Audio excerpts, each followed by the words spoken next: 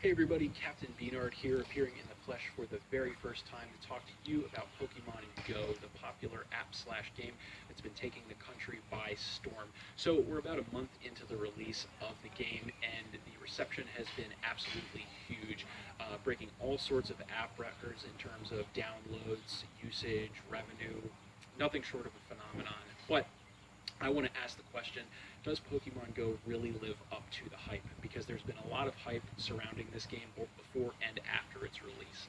So what I want to do is talk to you guys about what I consider to be the top pros and cons of the game as they stand right now.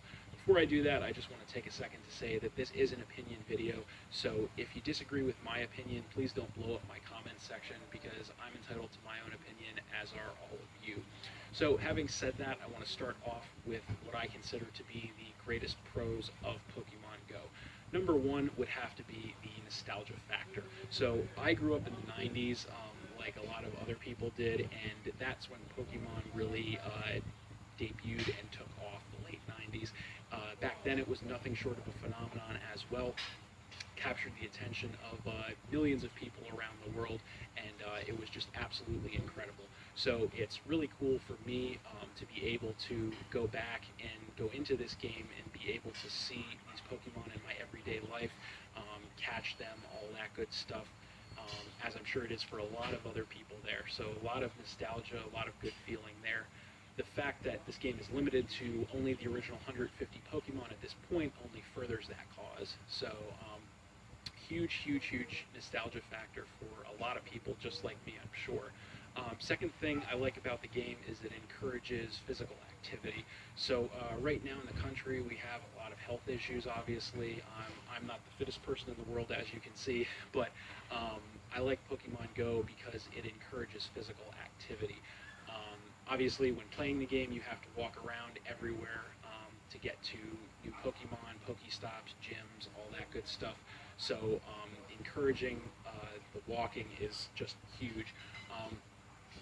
I know people personally who have lost 10, 15, 20 pounds already playing this game, just walking everywhere. So that's a big deal, obviously. That's huge. So I really like that. That, unlike most video games, encourages you to be physically active. The last thing in the pros column I can think of right now is the fact that the game is absolutely free. So you can download the app for free, you can play for free, so they don't charge you just to have the app, which is really nice. I like that. So now we're going to go into the cons of the game. And number one, the biggest con I would have to say about the game has to be the gameplay or lack thereof. So in the game, you walk around, you catch Pokemon, you go to Pokestops, and you pick up items, and you engage in gym battles. All of these things are really done by just flicking the screen, basically. So you flick the Pokeball to catch the Pokemon, you spin the little icon to get your free items at the Pokestop, and you tap the screen as fast as you can in the gym battle to try and defeat the CPU opponent that your opponent left there. That's pretty much it as far as the gameplay goes, so really not a lot going on there, to be completely honest. If you think back to the late 90s when Pokemon first came out, even in those initial games you had so much more going on. You were able to trade, battle, train your Pokemon, all sorts of things that you just can't do in this game. So the gameplay is very limited as it stands right now. Second thing I don't really like is the fact that there is a huge time investment required to get anywhere in the game.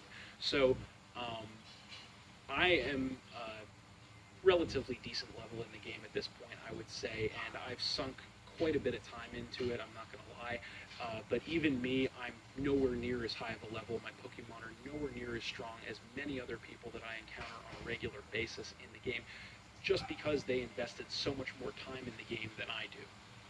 So I don't like that as a gamer because it kind of takes away from the skill aspect of a game. It's not really skill-based in the sense that nothing you do within the game really contributes to how good you are in the game, if you want to call it that. It's all just a matter of how much time you invest in the game. So as a gamer, again, I don't really like that the game operates like that.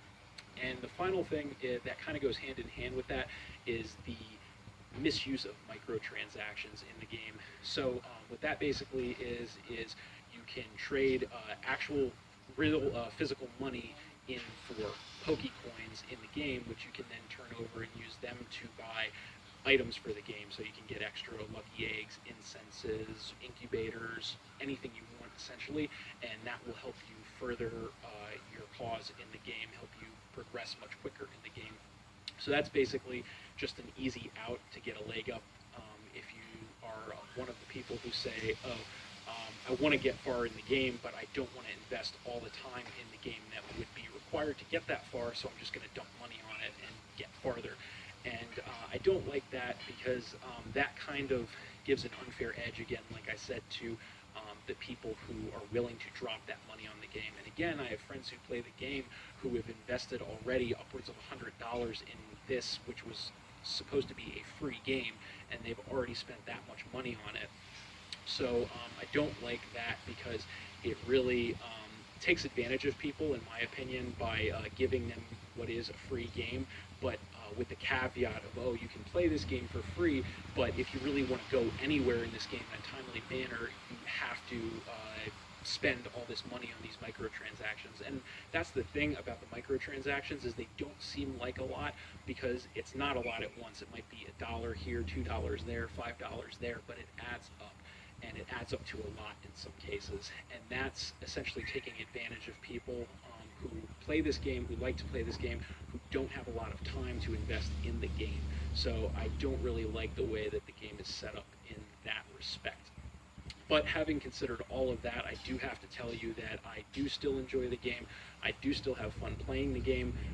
Overall, I would just say I'm kind of disappointed in what we got because, in my personal opinion, as a gamer, I feel like we were promised more than what we got as far as this game goes. We were promised more of a VR sort of scenario. We were promised more of a real Pokemon game, which, to be brutally honest about it, if you remove the fact that you encounter Pokemon in this game, this may as well not even be a Pokemon game, because there are all those elements from going back to even Gen 1, the original Pokemon games, that just aren't in this game. But again, having said that, I do still enjoy the game. Again, it's very nostalgic to play it. I'm just a little bit disappointed with the finished product. But that's about it. And finally, to answer the burning question that I'm sure all of you have been wondering since the start of the video, yes, I am wearing a blue t-shirt because, yes, I am on Team Mystic. Go Mystic. So that's pretty much it. Thanks for watching again, everybody. Hope you all enjoyed.